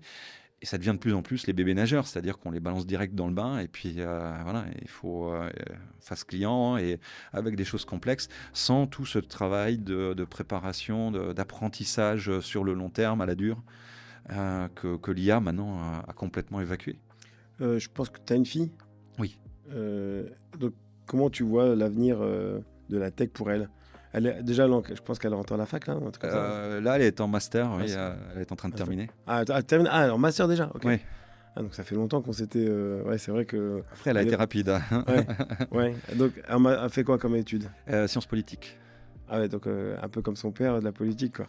Bah alors moi j'ai pas fait de sciences politiques, mais j'ai pas fait de sciences politiques, mais elle fait sciences politiques et comme elle étudie aux États-Unis, c'est des sciences politiques aussi où il y a beaucoup de droit et aussi un peu d'économie et d'autres concepts et donc mais pour elle effectivement tout ce qui est documentation, recherche d'informations, synthèse de l'information, l'IA va effectivement apporter quelque chose, mais apporte pour l'instant encore des dangers, parce que si on laisse une IA faire la synthèse de l'info, de temps en temps, on a les fameuses hallucinations, où il peut y avoir des biais cognitifs aussi, qui sont, puisque l'IA s'appuie sur du contenu qui a été généré par des humains, elle peut répliquer du coup aussi les biais cognitifs des humains. Et les réseaux sociaux, toi, tu les abordes comment? Tu parlais de X X, j'ai liquidé mon compte il y a un peu plus d'1 an, parce que c'était devenu vraiment insupportable. Je pense que c'est vraiment un très gros consommateur de temps, mais d'un autre côté, c'est un tel véhicule de communication. Et il faut réussir à bien l'utiliser. Et le seul réseau social que j'utilise encore de manière assidue, c'est LinkedIn. Et c'est pas devenu un peu trop, justement, un peu du n'importe quoi sur LinkedIn où chacun met ses opinions enfin, des opinions en plus basées sur des fausses... des fois... je ne veux pas citer des gens, mais... Il y a des complotistes, hein. Moi, voilà, ça c'est clair, j'en vois aussi. Mais il y a quand même pas mal de gens qui partagent du contenu utile et intéressant. Et maintenant, je gère vraiment mon flux de manière proactive. C'est-à-dire que les complotistes, je mute, je ne les vois plus apparaître dans mon flux, et puis les personnes où je vois que régulièrement ils contribuent avec des posts intéressants, utiles, qui partagent des infos qui me permettent moi d'avancer, je vais cliquer sur la petite cloche pour être sûr de ne pas louper, et donc ça priorise ce genre de contenu de qualité, mais il faut avoir une gestion active de son flux de posts. Et pour le réseau business, ça reste toujours intéressant. Oui, pour moi, toi. Moi je vois pour mon lancement, ça a été complètement incroyable. Je m'attendais pas du tout à ce que mon post de lancement fasse ce qu'il a fait. J'ai eu 21 000 vues en quelques jours de mon post. Et derrière, ça m'a mis la tête sous l'eau pendant plus de 3 semaines avec plein de sollicitations pour comprendre ce que j'allais faire, parce que comme c'était nouveau. Moi également. Hein. Oui, voilà. C'est comme ça. On a discuté, je t'ai félicité, je t'ai dit tiens. Ouais, voilà, c'était l'occasion. Ouais. Et j'ai eu aussi deux médias qui, de manière très surprenante pour moi, ont aussi voulu faire des articles à ce sujet. Donc tant mieux. Ça prouve que ton passage à l'UL n'a pas été... Inutile. Non, mais Inutile. rien n'est inutile. Ouais. Tout ce que j'ai fait. Oui, Digitech également. Voilà, parce que même mon expérience en tant que géo, c'est ça qui m'a appris à monter sur scène, à savoir me positionner dans la lumière et à prendre un micro et à parler. Et ça, c'est chaque expérience, il faut réussir à en faire quelque chose. J'en discutais encore hier soir avec ma femme, mais de la situation de Nelson Mandela, c'est de dire, voilà, je ne perds jamais, soit je gagne, soit j'apprends. Et c'est ça, même la Banque centrale, où je regrette peut-être d'être passé par là, au final, il y a quand même un certain nombre de choses que j'ai apprises de ça. J'ai aussi appris à dire, mais ça, plus jamais, ça ne m'intéresse pas. Et donc, ça me fait avancer en tant que personne. Et quand tu doutes, à qui tu t'adresses? Ou est-ce que tu parles à quelqu'un ou est-ce que tu te renfermes? Alors, j'essaye de parler à quelqu'un, alors évidemment ma femme, mais sinon, il y a des gens comme Michel Detaille. C'est clair que je la contacte assez régulièrement. Je crois que tu n'es pas le seul. Oui, elle est assez incroyable. Et donc, elle est toujours de très très bons conseils. Nicolas Bux, j'essaye de l'attraper, mais là, il est tout le temps à Londres, puis il répond plus aux messages. Donc, mais ça, c'est normal. Ça Petit message, Nicolas. Voilà. Et donc, oui, il y a quand même un certain nombre de personnes. Un Fernand Ernster aussi, beaucoup. Avec qui je peux dire qu'on s'est lié d'amitié avec ce qu'on a fait, à la fois la restructuration de la CLC, mais ensuite aussi la période du Covid, qui a fait qu'on a vraiment traversé les braises ensemble. Et ça a créé un lien incroyable. Le Covid, comment ça... Ouais, parce que là, on y va y revenir. Parce que comment ça s'est passé? Tu étais donc... ces périodes Covid, comment tu as géré en fait, les entreprises, etc. Tu étais dans quel état d'esprit? J'étais déterminé. C'est-à-dire que quand ça a déclenché, la CLC était prête. On a pu éteindre les lumières dans les bureaux et tout le monde était live tout de suite parce que tout le monde avait un laptop. On était complètement digitalisé et ça a pu fonctionner tout de suite. Et puis tout le monde s'est mis en mode start-up. On a travaillé des très très grosses semaines aussi. Tous les conseillers de l'époque, il y avait eu un engagement de dingue pour aider nos membres. Et ça a été une période de stress parce qu'on a vu certains de nos membres dans un désespoir. Bien sûr. On a eu peur à un moment que certains prennent des décisions un petit peu fatales parce qu'on les voyait en larmes, le nombre de chefs d'entreprise qu'on a vus en larmes, pas parce qu'ils allaient perdre leur entreprise, mais parce qu'ils ne se voyaient pas dire à leur vingtaine de salariés que c'était fini. Ça, c'était quelque chose. Je me rappelle d'un chef d'entreprise, il disait, mais c'est des gens, ça fait 15 ans qu'ils sont avec moi, je ne peux pas leur dire un truc comme ça. Alors finalement, ils n'ont pas eu à le dire et on a trouvé des solutions avec le gouvernement pour les aider. Mais... Le gouvernement, la chambre de commerce ont vraiment été géniaux à ce moment-là. Là, voilà, tout le monde a fait de son mieux. Tout le monde a fait de son mieux. C'était pas toujours évident. On n'était pas toujours d'accord sur tout derrière dans les coulisses, mais... c'est intéressant. Sur quoi vous n'étiez pas d'accord? Sur la façon de faire les choses et sur la façon alors déjà de libérer les aides. Il y a eu pas mal de choses par rapport aux indépendants où on n'était pas complètement aligné avec la façon très prudente, on va dire, du gouvernement d'avancer là-dessus. Donc ça, c'était quelque chose aussi de particulier. Et puis pareil, quand même, il y avait très rapidement au niveau du comité de conjoncture et où tous les secteurs étaient représentés. Donc moi pour le commerce, mais aussi il y avait les artisans, le secteur financier. On a été très rapidement quand même sur les entreprises à dire les aides. On va essayer de les calmer le plus vite possible. Premièrement, pour ne pas créer une dépendance qui va les faire exploser plus tard. Et deuxièmement, pour éviter de maintenir en vie des boîtes qui auraient dû de façon péricliter. Parce que ça crée une distorsion de concurrence par rapport à des boîtes qui, elles, étaient bien gérées. Et donc, c'était quelque chose où parfois le gouvernement aurait peut-être préféré continuer à les soutenir pour éviter de devoir annoncer des faillites. Mais ça, c'était des discussions très constructives entre les deux parties. Les premiers mois, les gens bossaient comme des malades quand ils étaient chez eux. T'as pas l'impression pendant le Covid? Alors pas tout le monde. Hein. Ouais. Moi, ce que je peux dire, c'est que mes collaborateurs à l'époque à la CLC, ils ont vraiment donné. Certains, vraiment beaucoup. Et ça, je veux dire, nos membres l'ont vu. Donc ça, c'est clair. Dans les agences de com et sur des médias, je peux te dire qu'ils bossaient comme des malades. On essayait Voilà. de se réinventer. On avait l'événementiel, on n'en parle même pas. Alors que c'était catastrophique, mais on essayait de faire des choses. C'était pas. Mais c'était en plus un printemps très ensoleillé et très chaud. Le nombre de gens qui faisaient du barbecue pendant que moi je faisais des journées de 6h à minuit, que je voyais faire ça à côté de moi, je me suis dit, tout le monde n'est pas Logé à le même enseigne. ouais, tout le monde n'est pas stressé comme je le suis. Ça a accéléré un phénomène, celui du télétravail. Mhm. T'es pour ou t'es contre? Alors, moi j'ai toujours été pour, parce que le télétravail, je l'ai autorisé dès 2008 chez Legitech. Et il y a toujours eu un jour de télétravail possible pour les postes qui étaient télétravaillables, évidemment. Donc le système informatique était aussi construit pour que ce soit faisable. Et en revanche, quand ça a commencé à dépasser les 1 jour par semaine, là j'ai été moins chaud.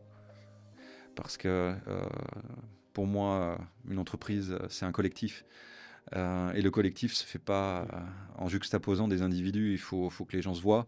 On reste quand même un animal social et ça se fait.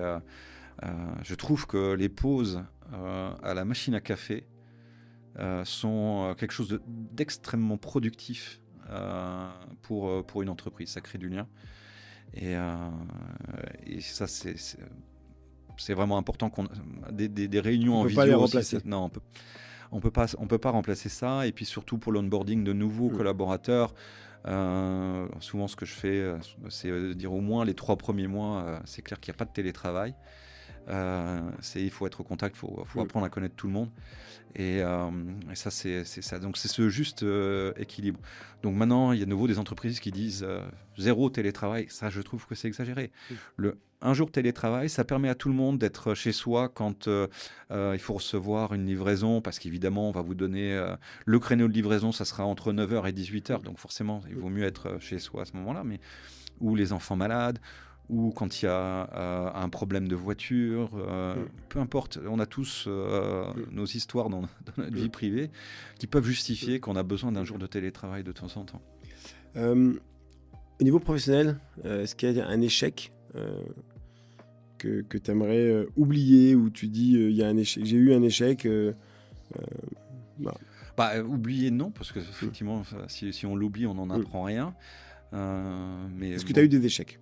Là, franchement, comme je le disais tout à l'heure, le choix d'aller à la Banque Centrale était peut-être pas le meilleur. Au final, j'ai appris des choses et puis ça m'a pas empêché, mais j'ai quand même un peu l'impression de perdre 2-3 ans de ma vie dans ce truc-là. Après, voilà, c'est pas une course. C'est quand même classe d'avoir été chef de cabinet de la Banque Centrale du Luxembourg. Oui, il y a le côté, le côté narcissique peut-être, mais d'un point de vue enrichissement intellectuel. T'écrivais des discours. Voilà, j'ai fait quelques trucs comme ça qui étaient intéressants. J'ai pu participer à des conseils Ecofin avec.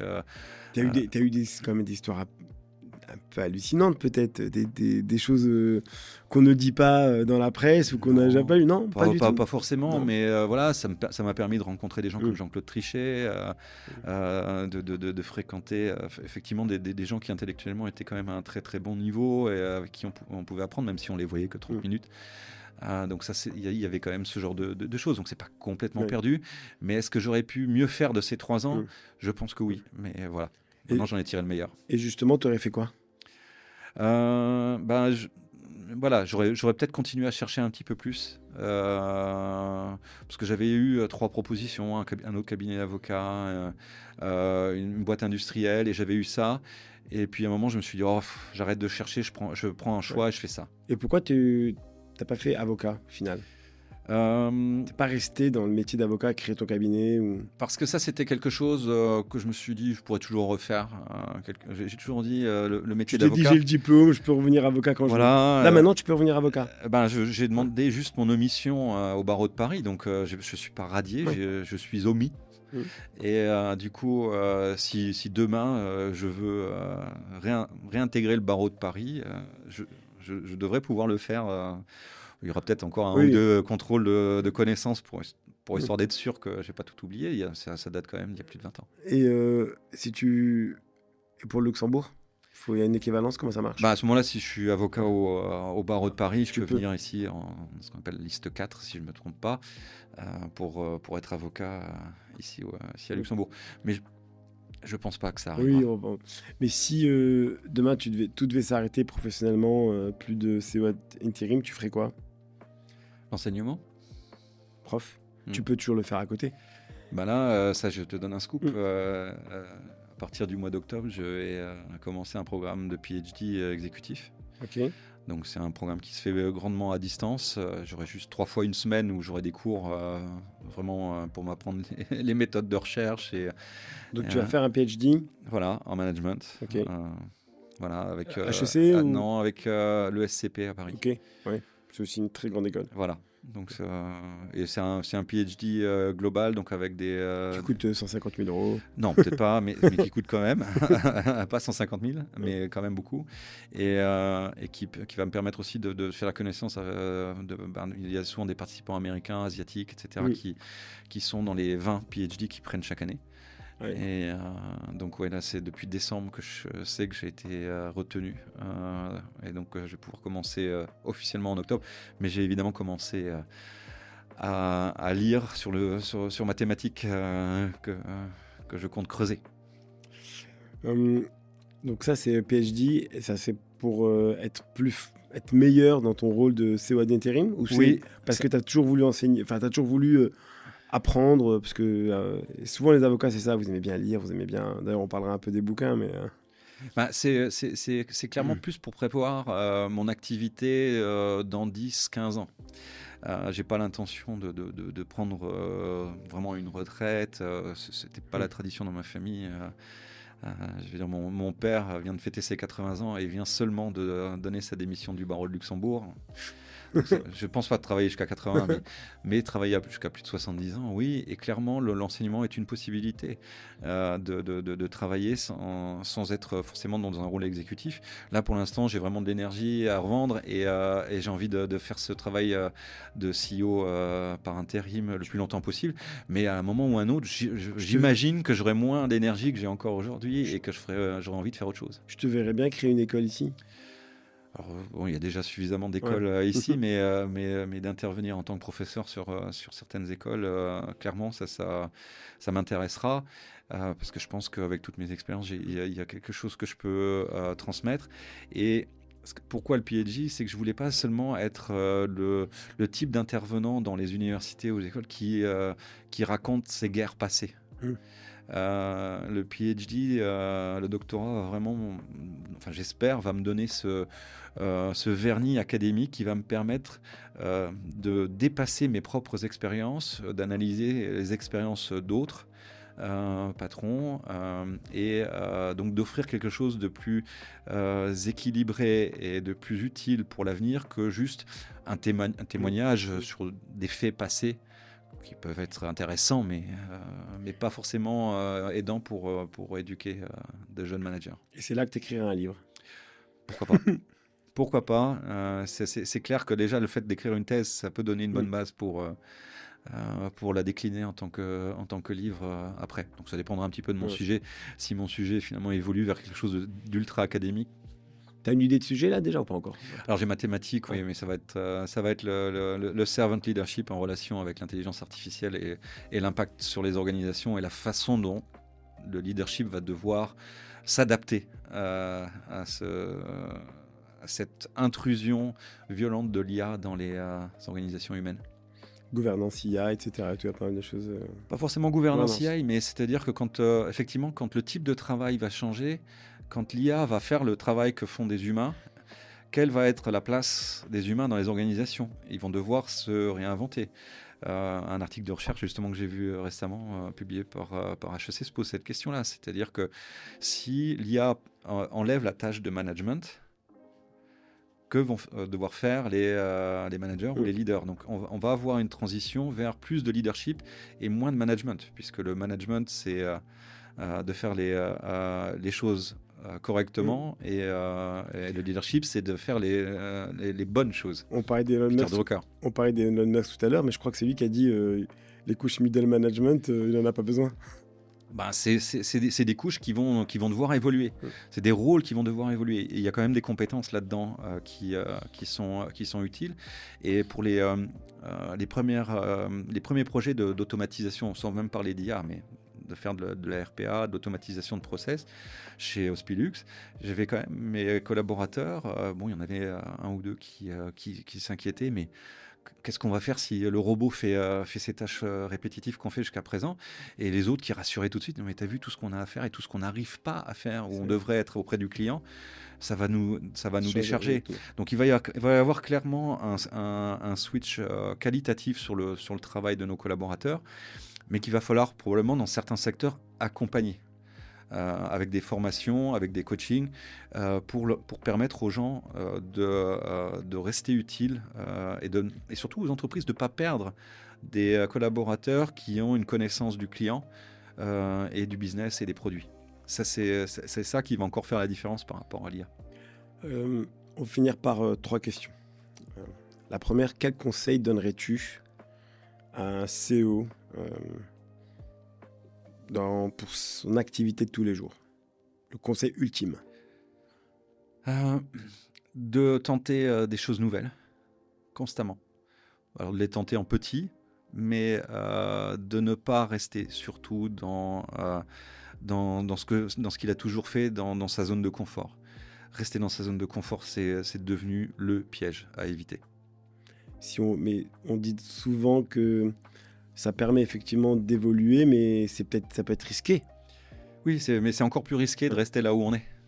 C'est toujours moi, j'utilise beaucoup l'image de la vague, et donc de la vague japonaise de Kusai que tout le monde connaît. Mais de dire sur la vague, c'est le progrès, et puis vous avez 2 façons de voir le progrès. C'est soit vous surfez la vague, et c'est dangereux parce qu'on peut chuter et se prendre un rouleau quand même, mais on la surfe. Et rester sur la plage et se prendre la vague en pleine tête. Clairement, vaut mieux la surfer. Il y aura peut-être une chute, mais c'est mieux comme ça, on maîtrise un peu plus son avenir que de rester sur la plage. Que dirait ton entourage professionnel si tu n'étais pas si tu n'étais pas dans cette pièce? Alors ça dépend de qui on poserait la question. Je pense qu'il y a beaucoup de gens qui confirmeraient que je suis compliqué. Ça veut dire quoi, compliqué? C'est-à-dire ce que je disais au début de notre entretien, sur le fait que je vais discuter de tout, je vais pouvoir provoquer des débats et essayer de secouer, de bouger des positions établies. Et puis après, ceux qui m'apprécient diront que effectivement, je délivre. Ceux qui t'apprécient ceux qui t'apprécient pourraient dire aussi que tu es dans le débat. Oui, ils peuvent le dire, mais probablement qu'ils n'utiliseront pas le terme compliqué. Okay.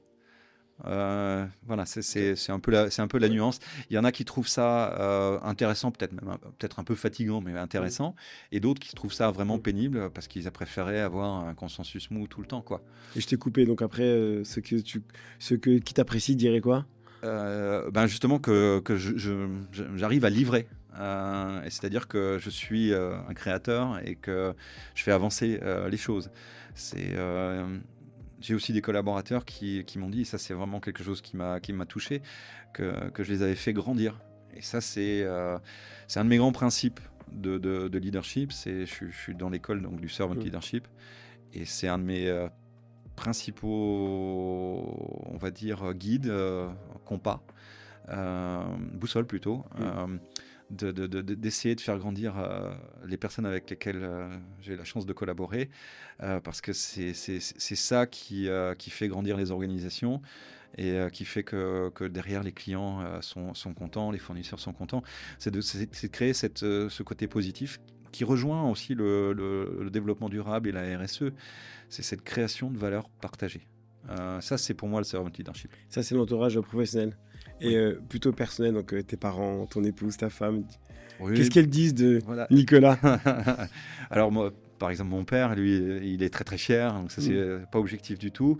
Ma mère, c'est ma mère, c'est jamais assez bien. Mon fils, c'est le côté peut-être pied noir. C'est vrai, c'est l'inverse normalement. C'est moi, mon fils. Non, ouais, c'est vrai.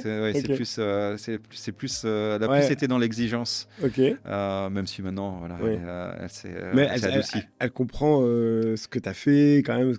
Non, pas vraiment. Ouais. Et puis chaque fois, elle dit mais pourquoi tu changes encore de travail? T'étais bien là où t'étais. Mais voilà, ça c'est mon père aussi. Mes parents comprennent absolument pas. Donc elle est venue travailler ici. Enfin, elle est née là-bas. Elle est venue ici. Elle a été rapatriée. Enfin, mon grand-père a vu le changement venir et un an avant l'indépendance, est rentré en France. Et donc, c'est en faisant ses études de droit qu'elle est tombée sur mon père. Et voilà, c'est comme ça que ça s'est fait. Mais, donc ça, c'est tes parents. Ça, c'est mes parents. Et puis, et puis après, voilà, sur ma femme, elle est capable de dire que je suis compliqué aussi. Mais sinon, non, je pense que elle dirait que je suis quand même très très dynamique et très un peu agité constamment en train de voir l'avenir et de chercher de nouvelles choses. Je suis quelqu'un de relativement positif. Donc je pense qu'il y a, outre le côté agité, compliqué, il y a aussi un peu hyperactif. Il y a clairement de ça, et même si je me suis calmé avec le temps, mais comparé à d'autres personnes de mon âge, oui, je suis manifestement un petit peu agité. Et voilà. Donc, puis mes amis les plus proches, ils sont absolument pas objectifs. Je crains fort qu'ils trouvent que je suis un mec absolument génial, mais faut pas les écouter. Super. Bah écoute, on en finit avec tout ça. J'ai une dernière question, la question habituelle. Donc si tu étais à ma place, qui me conseillerais-tu d'inviter dans ce fauteuil ? Alors on a évoqué plein de personnes pendant cet entretien, mais je pense que la prochaine personne, ça serait bien, parce que je sais pas si tu as beaucoup de femmes dans tes podcasts. Ah, j'en ai dans le pipe, elles sont pas encore. Mais c'est pas la raison pour laquelle je te propose cette personne. Ce serait Michel de Taille. Ok. Pour moi, elle a été un mentor depuis plusieurs années déjà, et je crois pouvoir dire que c'est une amie. Et c'est clair que ça fait partie des personnes, quand j'ai des questionnements, je n'hésite pas à lui envoyer un petit WhatsApp, et puis on va prendre un café. Elle a une telle richesse de parcours, et quelque part un franc-parler. Il y a des choses qui nous rapprochent. Oui, qui vous rapprochent, mais elle a été aussi engagée politiquement, même plus que moi, puisqu'elle a carrément été bourgmestre en Belgique, mais aussi très engagée dans les fédérations, la FEDIL. Et très engagée RSE. Donc en termes de valeur, ça va peut-être être un peu un copier-coller, mais avec une vision très rafraîchissante. On n'est pas d'accord sur tout toujours avec Michel, mais elle est aussi très positive. Je pense que ça fera du bien à ceux qui écoutent, aux visualistes, tes podcasts, d'avoir encore quelqu'un de positif. Alors, un scoop. Alors, je pense qu'elle n'a pas changé d'avis, j'espère pas, mais elle a accepté, donc ça fait partie de mes prochaines invitées. Voilà. Donc, t'as bien vu. Merci beaucoup. C'est le mec. Merci beaucoup, Nicolas. Merci à toi. Et j'espère que ça t'a plu. Oui, mais franchement, c'était très sympathique. Très bien, merci. À bientôt. À bientôt.